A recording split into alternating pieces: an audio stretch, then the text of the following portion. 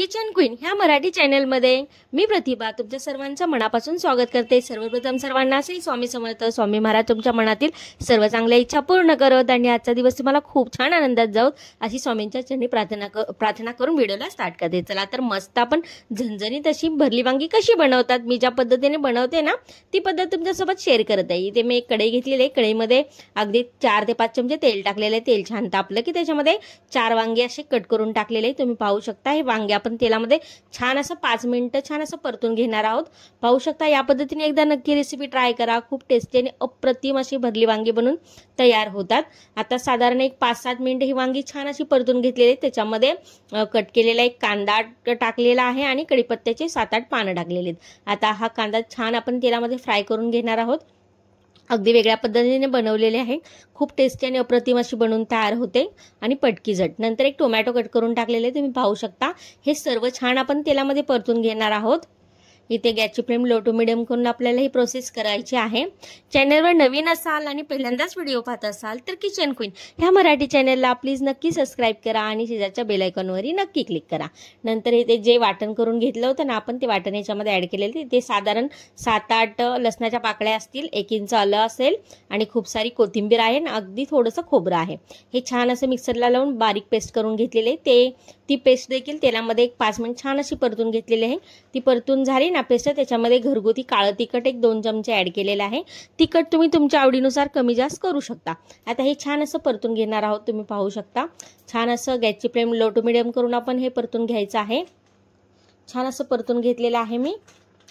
आता त्याच्यामध्ये आपण गरम पाणी ॲड करणार आहोत अगदी थोडंसं आणि परत ह्याला छान असं मिक्स करून घेणार आहोत आणि गरम पाणीच ॲड करायचं आहे कोणत्याही ग्रेव्ही भाजीला, म्हणजे भाजीला तर टेस्ट छान येते आणि शिवाय तरी देखील खूप छान अशी येते। इथे पाहू शकता छान असं तेल सुटायला सुरुवात झालेली आहे। त्याच्यानंतर आपण शेंगदाण्याचं कूट टाकणार आहोत 5-6 चमचे। इथे शेंगदाण्याचं कूट मी ॲड करत आहे तुम्ही पाहू शकता आणि परत ह्याला छान असं मिक्स करून घेणार आहोत आपण। इथे छान असं मिक्स करून घेत आहे। व्हिडिओ जर आवडला असेल, रेसिपी जर आवडली असेल तर व्हिडिओला एक लाईक नक्की करा आणि चॅनलला नक्की सबस्क्राईब करा। छान असं मिक्स करून घेतलेलं आहे तुम्ही पाहू शकता। आता यामध्ये परत आपल्याला गरम पाणी ॲड करायचं आहे। या पद्धतीने नक्की रेसिपी ट्राय करा। खूप छान अशी भरलं वांग बनून तयार होतं। परत ह्याला छान असं मिक्स करून घेणार आहोत आपण। पाहू शकता तुम्ही छान असं मिक्स करून घेतलेलं आहे। आता यावर एक झाकण ठेवूयात आपण आणि पाणी ॲड केलं होतं पाहू शकता काही सुंदर आणि अप्रतिम रंग आलेला आहे।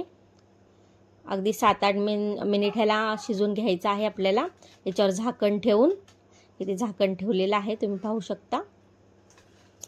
इथे झाकण ठेवून मी 7-8 मिनिट असं छान असं शिजवून घेतलेलं आहे। भाजीला सुंदर असा रंग आलेला आहे तुम्ही पाहू शकता। परत छान असं मिक्स करून घेतलेलं आहे मी। अगदी टेस्टी आणि अप्रतिम अशी ही भाजी बनून तयार होत आहे। भाकरीसोबत खाण्यासाठी खूप टेस्टी लागते। या पद्धतीने नक्की रेसिपी ट्राय करा। छान असं मिक्स करून घेतलेलं आहे पाहू शकता तुम्ही। भाकरीसोबत खा किंवा चपातीसोबत खा खूपच टेस्टी लागते आणि पटकीने अशी बनवून तयार होते। येथे गार्निशिंगसाठी मी थोडीशी कोथिंबीर टाकलेली आहे तुम्ही पाहू शकता। रेसिपी जर आवडली असेल तर व्हिडिओला एक लाईक नक्की करा आणि व्हिडिओ शेवटपर्यंत पाहिला त्याबद्दल थँक्यू।